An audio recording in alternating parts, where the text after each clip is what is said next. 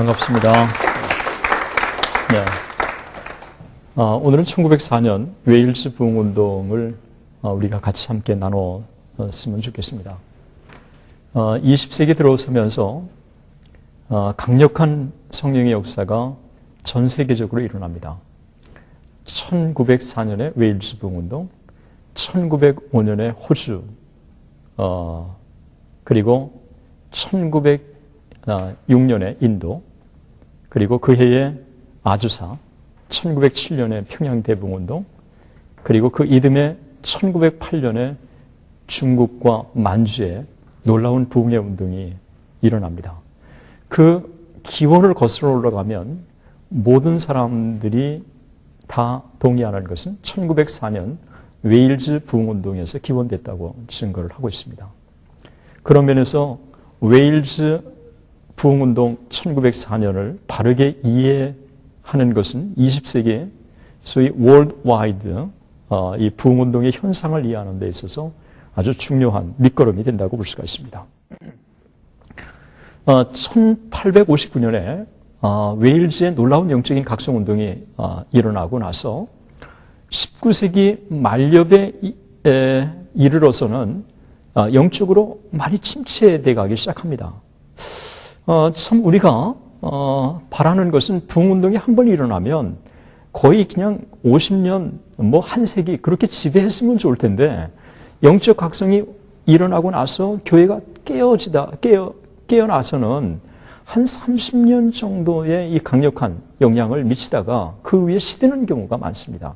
19세기 말에 이르러서 영적으로 웨일즈 지역에 침체돼 가기 시작하는데 그 침체돼 가는 요인 중에 두 가지는 아주 두드러진 요인이었습니다. 신학적인 변천, 또 하나는 산업화, 소위 교회의 세속화였습니다. 웨일즈 지역의 영적인 각성운동의 침체 이후에 진행된 침체에 대해서 1900년 6월에 웨일즈 장로교 총회장이었던 에반 필립스가 신학적인 변천을 우려하면서 이런 입장을 피력합니다. 교회의 신앙이 인간의 노력에 의존하려는 이처럼 무시무시한 경향에 어느 정도 기울어져 있는지 모르지만 기독교 신앙을 무신론의 방향으로 끌어들이려는 간과할 수 없는 오류를 분명히 우리 가운데 존재하는 것입니다.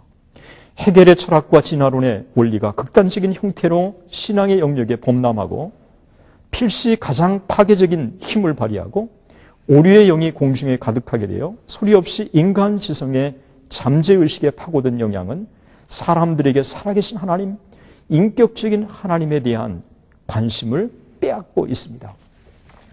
쉽게 얘기하면 지금까지 전통신앙이 붕괴되고 찰스 다윈의 진화론, 그리고 고등비평, 이런 것들이 웨일즈 지역에 등장하기 시작하면서 소위 교회가 메말라 가고 있다고 하는 그런 이야기였습니다. 이런 가운데 일련의 무리들이 역시 이 모든 것들을 타개하려면 부흥이 있어야 된다고 하는 이런 생각들을 갖기 시작한 것입니다. 1902년 11월에 웨일즈 장로교 월간지 보고는 하늘에서 내리는 성령의 임재만이 그 가라지를 뿌리 뽑고 웨일즈 땅이 무신론과 불신에 희생되는 것을 막을 수 있다라고 얘기했습니다. 강력한 부흥의 역사가 일어난다면 세속파에서 멀어질 수 있고 그리고 신학적인 자유주의에서도 다시 원래 신앙으로 회복할 수 있다고 하는 그런 외침이었습니다. 1902년 12월에 교회의 버스에서 한 지도자가 이런 얘기를 합니다.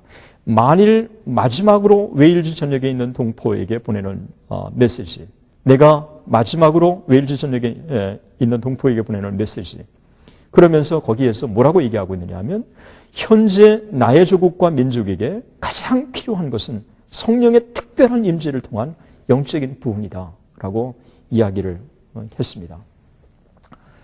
영적으로 메말라가는 것을 보면서 안타깝게 여기는 무리들이 있었고 그들이 이 모든 것들을 일소하기 위해서는 부흥이 필요하다고 하는데 견해를 같이 한 것입니다.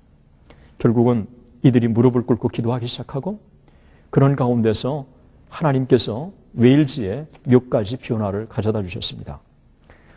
웨일즈의 부흥운동이 점점 더 일기 시작하는 그런 징조였는데 그 몇 가지 배경이 되는 것 중에 하나가 바로 캐직사경회였습니다.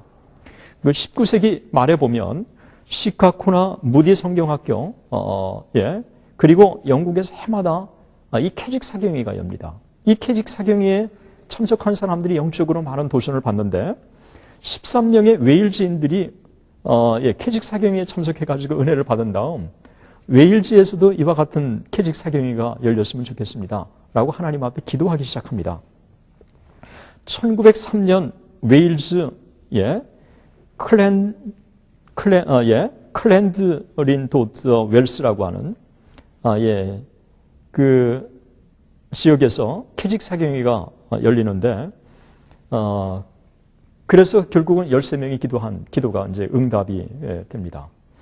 이 동안의 영적인 각성이 뚜렷하지는 않지만 상당히 그들 가운데서 일기 시작하고 그래서 회개, 변상과 화해, 예수님의 주권, 성화, 성령께 순종 이 모든 것들이 외쳐지게 됩니다. 그래서 이 캐직사경회는 소위 웨일즈 부흥운동을 가져다 주는 데 있어서 아주 중요한 밑거름이 됩니다. 나중에 보면 이 캐직사경회의 도전을 여러 지역에서도 받게 되는데 캐직사경회의 영적인 열기를 그대로 대변해주고 있습니다. 두 번째로는 이 웨일즈 부흥운동의 밑거름이 되는 것은 젊은이들의 기도였습니다. 이게 1903년에 접어들면서 4명의 웨일즈의 청년들이 매일 밤 웨일즈의 부흥을 놓고 기도하기 시작합니다. 우리가 지난번에 소위 아일랜드 켈스 지역의 4명의 젊은이들이 기도한 것들이 결국은 켈스 장로교로 옮겨붙고 그리고 아우일 지역으로 옮겨붙고 그래서 이 울스터 지역에 놀라운 영적인 각성운동이 진행됐다고 하는 것을 살펴봤습니다. 그러니까 웨일즈에서도 이 4명의 몇 명의 젊은이들이 특히 4명의 이 웨일즈의 젊은이들이 웨일즈 지역에도 영적 각성이 있게 해주십시오라고 하나님 앞에 기도하기 시작합니다.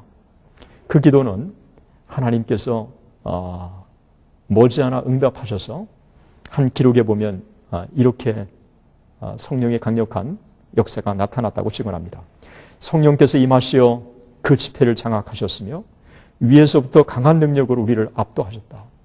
나는 거의 말을 할 수 없었으며 하나님의 임재가 너무도 분명하게 나타났다. 성령이 그들 가운데 강력하게 역사하셨을 때 그 성령의 임재 속에서 많은 사람들이 그 성령의 그 임재에 압도당해서 그냥 할 말을 잃어버리는 그런 현상들이 나타났음을 보여주고 있습니다. 세 번째로 웨일즈 부흥운동의 밑거름이 된 것은 그 프로리 에반스라고 하는 한 소녀의 간증이었습니다. 이 뉴키라고 하는 웨일즈 지역에 아름다운 해변 도시가 있었습니다. 그 해변 도시에 제가 가보니까 너무 아름다운 도시였어요. 그 언덕 밑에 내려다 보이는데 바다가 쫙 펼쳐지고 오른쪽에 해변이 쭉 깔려져 있었습니다. 잠시 코너를 살짝 돌아서 가니까 왼쪽 해변이 바라보이는 바다가 바라보이는 지역에 한 교회가 있었는데 뉴키에 있는 장로교회였습니다. 바로 그 교회에 에반스라고 하는 한 소녀가 하나님의 영적인 각성을 경험하게 되는데 아주 자연스럽게 이 현상이 등장합니다. 그의 모임을 인도하고 나서 인도자가 이렇게 얘기합니다. 여러분들 중에서 혹시 신앙에 대해서 간증할 사람이 있으면 얘기해보라고. 다 침묵을 지키고 있는 가운데 최근에 회심한 한 소녀 에반스가 이렇게 입술을 떨면서 얘기를 합니다. 저는 구주 예수님을 온 마음을 다해 사랑합니다. 제가 진실로 이 사실을 고백하고 싶습니다. 사실은 아름다운 그냥 한마디지만 그 한마디가 거기 모이는 청중들을 그냥 움직이기 시작한 것입니다. 저널리스트 스테드가 이 소녀의 간증이 어떤 파장을 미쳤는가를 이렇게 증언합니다. 마치 그곳에 모인 회중들에게 전기 충격과 같이 역사했다. 하나둘씩 연이어 일어나 완전히 굴복했고 이 소식은 요원의 불길처럼 한 곳에서 다른 곳으로 퍼져나가 부흥운동이 일어났으며 심령들이 주님께로 돌아왔다라고 증언하고 있습니다. 이 성령께서는 늘 역사하실 때마다 어떤 특별한 모멘텀이 있었어요. 그러니까 조나단 에드워즈를 통한 1차 대각성운동 때는 그 동네에 아주 존경받는 한 여인이 병에 걸리면서 그냥 죽어가고 갑자기 전혀 예기치 않게 또 한 사건이 벌어지고 이런 것들이 하나의 모멘텀으로 사용하셨는데 이 에반스라고 하는 한 소녀의 이 고백을 하나님께서 사용하셔서 소위 그 교회 젊은이들이 깨어나기 시작한 것입니다. 그러면서 하나님 앞에 은혜를 추구하고 하나님 앞에 기도하죠. 한국에도 어떤 한 사람이 간증을 하면 그 간증이 기폭제가 돼서 함께 눈물을 흘리고 회개하는 역사가 나타났던 것과 유사하다고 볼 수 있습니다. 결국은 에반스의 이 솔직한 고백이 청년들을 불을 지피기 시작하고 또 청년들 가운데 영적인 각성운동이 일기 시작하면서 무릎으로 나가는 사람들이 생기기 시작했습니다. 이보다도 이 웨일즈 부흥운동에서 중요한 밑거름이 된 것은 몇 명의 부흥운동의 지도자들이 등장한 것입니다. 그 중에 조셉 젠킨스를 들 수 있고 셋 조스와를 들 수 있는데 이런 사람들이 이 부흥의 불을 지피기 시작한 거예요. 그러니까 하나님께서 돌이켜보면 몇 명의 젊은이들의 기도, 또 한 소녀의 이 솔직한 간증, 또 캐직 사경회, 그리고 또 부흥의 주역으로 몇 명이 또 쓰임받는 이 목회자들, 이런 사람들을 도구로 사용하신 것입니다. 1904년 9월 20일 세 조스와는 자신의 일기에 이렇게 기록합니다. 부흥의 불길이 계속되고 있다. 나는 12시까지 심지어 새벽 1시가 되어서도 그곳을 떠날 수가 없었다.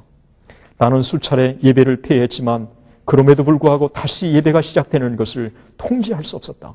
그러니까 예배가 지금 피하겠습니다. 그랬는데 그냥 기도의 불길이 일기 시작하니까 다시 그냥 함께 기도할 수밖에 없고 그래서 이제는 피하겠습니다 했는데 끊이지 않고 또 계속 기도의 불길이 일기 시작하면서 새벽 1시까지, 새벽 2시까지 타오르는 역사가 쭉 진행됐습니다.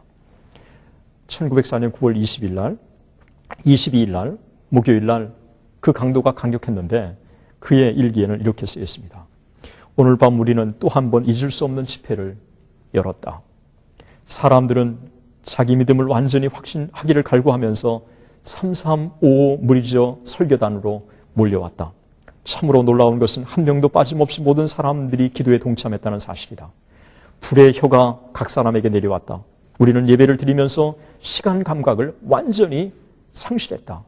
그래서 이 웨일즈 부흥운동의 특징은 수시간을 기도했는데도 그냥 시계를 보고 깜짝 놀라는 거예요. 몇십 분 그냥 기도했다고 생각했는데 수시간이 흐르는. 그러니까 이게 성령께서 그 회중을 압도하시니까 시간을 잃고 기도에만 몰두하도록 하나님이 만드신 것입니다.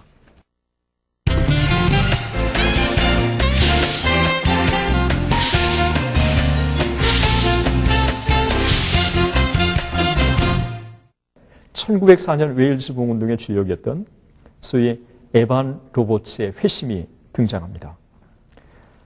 12살 어린 나이에 탄광에서 일할 때 저녁에 집에 돌아와서는 피곤한 가운데서도 몇 시간씩 성경을 보고 때로는 식사도 있고 기도에 전념하는 한 소년이 있었습니다. 바로 이 사람이 에반 로버츠인데 그는 1904년 웨일즈 부흥운동의 주역이 되기 전에 이미 1891년부터 그러니까 13년 전부터 웨일즈 부흥을 위해서 계속 기도해 온 것입니다. 그의 이 고백을 보면 이런 고백을 합니다. 나는 부흥운동에 관해 읽거나 이야기하다 온 밤을 지새우곤 했다. 부흥운동에 관해 생각하도록 나를 움직이신 분은 성령님이셨다. 저는 이반 로버츠 정도는 아니지만 이반 로버츠를 조금은 이해할 것 같습니다. 부흥에 대해서 사모함이 그에 있었고 그리고 길을 갈 때도 또 참 밥을 먹을 때도 그리고 무엇을 할 때도 늘 부흥이 그를 떠나지 않는 그 심정을 조금은 이해할 수 있습니다.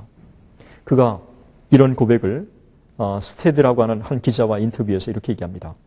아주 오랫동안 나는 기독교의 실패에 대한 생각 때문에 나의 영혼과 심령이 상당히 괴로웠다. 그러나 내가 이 문제로 대단히 깊은 기도를 드리는 어느 날 밤 나는 깊이 잠들었다. 그런데 새벽 1시에 갑자기 나는 잠에서 깨어났고 전능하신 하나님 면전에서 말할 수 없는 기쁨과 경외에 찬 나를 발견했다. 그리고 4시간 동안 마치 한 사람이 그의 친구와 얼굴을 맞대고 이야기하는 것처럼 나는 하나님과 대면하여 말하는 특권을 가졌다. 5시에 나는 마치 내가 다시 이 땅으로 돌아온 것 같았다. 그래서 하루도 아니고 새벽 1시에 깨어나서 새벽 5시까지 하나님과 대면해서 기도에 몰두하는, 그래서 정말 그가 새로운 체험하는 경험을 하게 됩니다. 이러면서 이 영적으로 하나님께서 자기를 부르셨다고 하는 생각을 갖게 되고, 이런 가운데 1904년 9월 29일 목요일에 뉴캐슬 에물린이라고 하는 지역에 20명의 젊은이들이 함께 신학교 예비학교에서 훈련을 받고 있었어요. 그런데 그때 루이스하고 셋 조스와가 그 지역에 와서 집회를 열게 됐는데, 이때 이반 로버츠가 참석을 합니다. 그리고 그 집회 가운데서 그때 큰 은혜를 받습니다. 그때 은혜를 받는데 강력한 메시지의 핵심은 그거였습니다. 나를 굴복시키소서. 나를 굴복시키소서. 이게 강력하게 그를 지배하기 시작한 거예요. 이러면서 성령께 자기를 굴복시켜달라고 하나님 앞에 울부짖으며 기도하기 시작합니다. 이 만남과 통해서 성령의 이 강권적인 역사를 통한 체험을 한 다음 이반 로버츠의 변화가 일어나기 시작해요. 그것은 13년 동안 기도해왔던 성령 충만한 역사가 그 가운데 임했다고 하는 것을 발견하고, 이반 로버츠가 그 이후에 이 은혜를 함께 나누고 싶은 그 마음이 그를 사로잡기 시작합니다. 그래서 그의 고백을 보면 이런 고백을 합니다. 그때 내 가슴은 웨일즈 이쪽 끝에서 저쪽 끝까지 돌아다니면서 구세주에 대해 말하고 싶은 강한 열망으로 불타 올랐다라고 그렇게 증언을 하게 됩니다. 1903년에 온산 부흥운동의 주역이었던 로버트 하디 선교사가 하나님이 자기를 부르셨다고 하는 사실을 발견한 다음 그는 개성으로, 그리고 제물포로, 그리고 서울 작골로 그가 달려가고, 그때마다 하나님께서 놀랍게 그를 부흥의 주역으로 사용해 주셨습니다. 모디가 그랬고, 그리고 스폴전이 그랬고, 하나님께서 은혜를 주시고 나면 그 은혜를 나누고 싶은 심정이 그를 지배해 온 것입니다. 그런 면에서 이반 로버츠는 역시 이 부분에 있어서 그도 똑같았습니다. 하나님의 은혜를 주시자 이 은혜를 웨일즈 전역으로 다니면서 나누고 싶은 그런 이 불타는 열정을 그가 갖게 됐습니다. 그러면서 이반 로버츠가 제일 먼저 그가 달려간 것은 뭐냐면 10월 30일 자기가 다니는 그 교회로 그가 달려갔습니다. 그래서 소위 이 고향 러포라고 하는 지역에 모리아 예배당이 있었는데, 이 모리아 예배당에는 매 월요일마다 기도회가 열렸는데, 그가 기도회가 열리는 그 현장에 참석해서 함께 예배를 드리고, 기도회가 끝난 다음 거기 남아있는 사람들을 대상으로 또다시 집회를 연 것입니다. 그 소수의 무리들이 남았지만 그들 가운데 강력한 성령의 역사가 나타난 거예요. 그의 기록에는 이렇게 쓰여 있습니다. 나는 젊은이들에게 함께 모일 것을 요청했다. 왜냐하면 나는 그들과 이야기를 원했기 때문이다. 그들은 내게 왔고 나는 서서 그들에게 말씀을 전했다. 집회는 뉴캐슬 에물린의 교회에서 내가 보았던 환상 그대로였다. 처음에 그들은 들으려 하지 않았으나 나는 계속했고 드디어 성령의 권능이 그들 가운데 임했다. 그래서 그 가운데 참석했던 17명 모두가 큰 은혜를 받게 된 것입니다. 이러면서 성령의 역사가 점점 더 막 웨일즈 전역으로 그가 가는 곳마다 불타오르기 시작하는데, 이 이반 로버츠가 외쳤던 메시지의 핵심이 뭐냐는 거예요. 무디가 외쳤던 이 메시지의 핵심은 뜨리알로 우리가 대변했는데, 그러면 이반 로버츠가 외쳤던 메시지의 핵심이 뭐냐는 것입니다. 이반 로버츠는 네 가지를 선명하게 외쳤습니다. 만약 지금까지 고백하지 않는 과거의 죄 혹은 죄들이 있다면 우리가 성령을 받을 수 없습니다. 두 번째, 만약 우리의 삶에 어떤 의심스러운 것이 있다면 반드시 제거되어야 합니다. 세 번째, 성령께서 우리 자신을 완전히 복종시켜야 합니다. 우리는 그가 우리에게 요구하시는 모든 것을 말하고 실천해야 합니다. 네 번째, 그리스도에 대한 공개적인 고백이 있어야 합니다.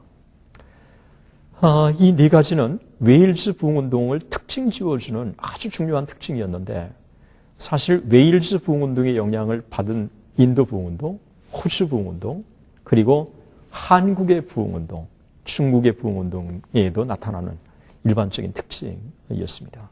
강력한 주에 대한 회개, 그리고 성령에 대한 복종, 그리고 하나님과의 관계에 대한 청산, 그리고 공개적인 주에 대한 고백, 이런 것들이 웨일즈 부흥을 특징 지었는데, 이러면서 소위 10월 30일부터 시작된 소위 이반 로버츠를 통한 이 성령의 각성운동이 점점 더 확산되기 시작하면서 11월 6일 날 주일날 아주 강력한 성령의 역사, 절정에 달합니다. 마치 1907년 1월 2일부터 15일까지 평안남도 도사경회 동안의 성령의 역사가 줄기차게 임했지만 14일, 15일 날 피크에 달했던 것처럼, 소위 지금까지 이반 로버츠가 인도한 집회 중에서 11월 16일은 웨일즈 부흥운동의 역사에 있어서 마치 평양 대부흥운동의 1월 14일, 15일 날에 비견할 수 있을 만큼 강력한 성령의 역사였습니다.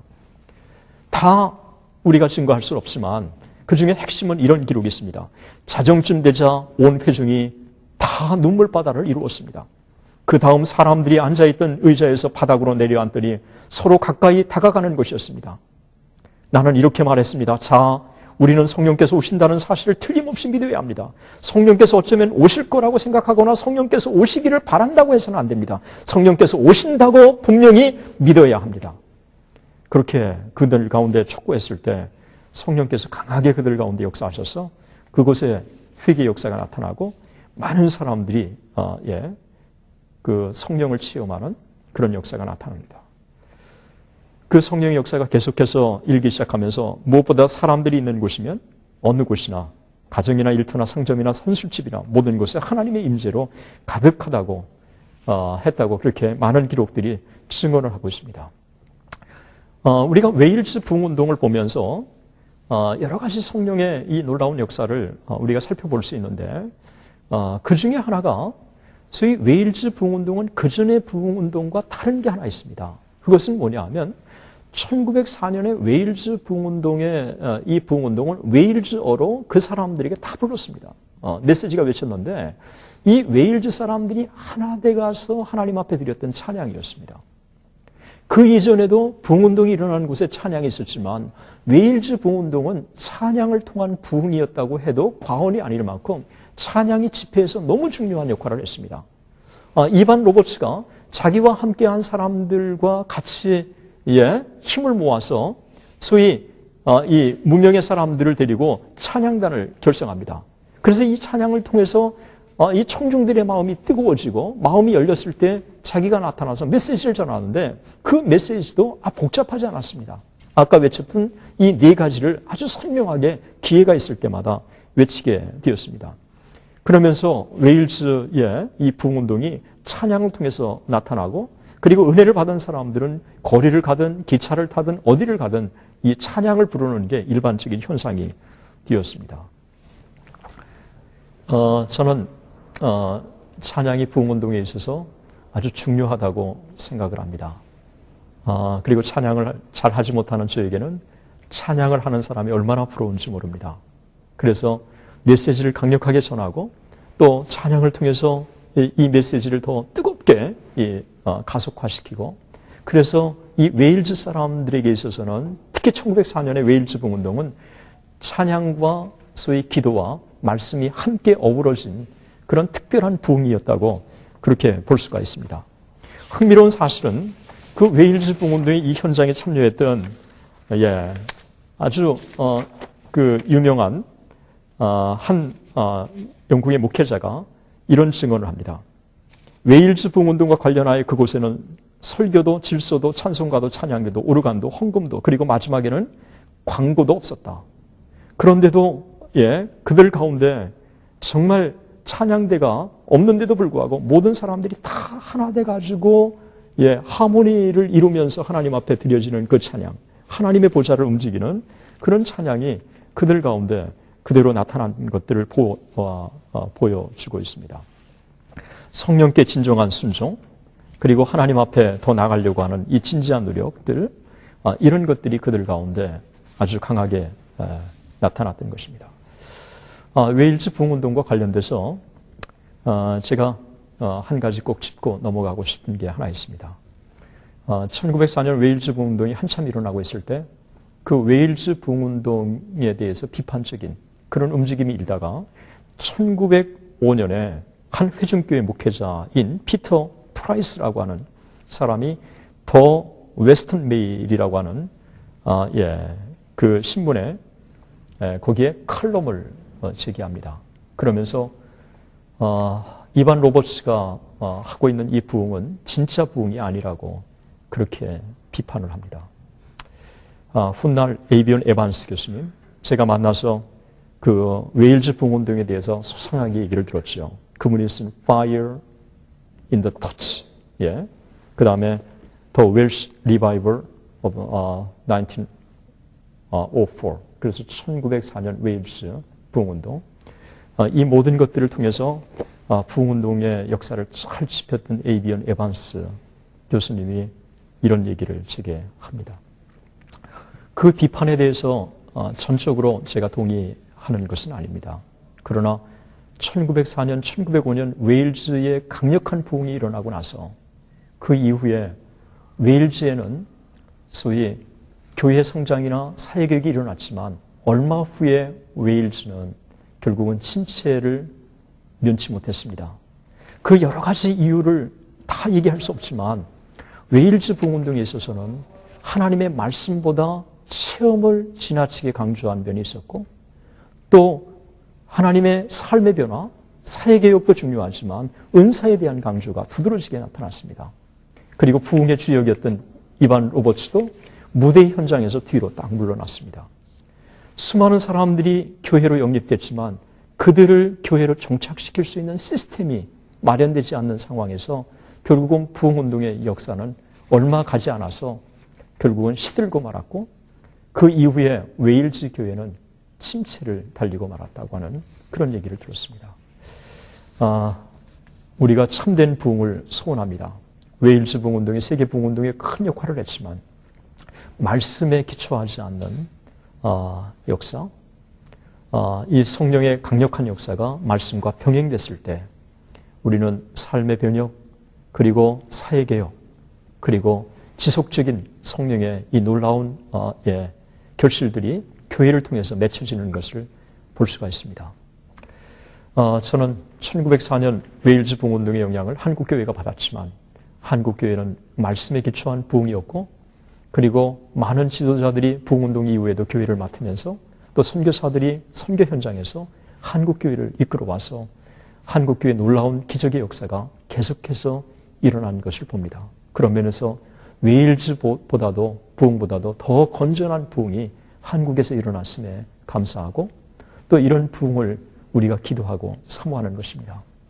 웨일즈의 1904년 부흥이 일어났지만 그 데이빗 몰간의 그 심우했던 그 교회, 그리고 1904년에 이 이반 로버츠가 불을 지폈던 모리아 성전, 거기에는 10명 남짓한 사람이 모여서 주일 예배를 드리고 있었습니다.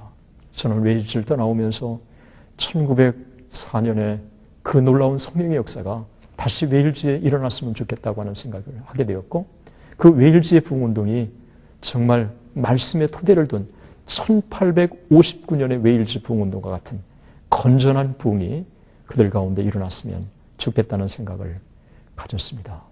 다시 한번 하나님께서 그들 가운데 역사해 주신 것을 찬양하며 영광을 돌립니다. 감사합니다.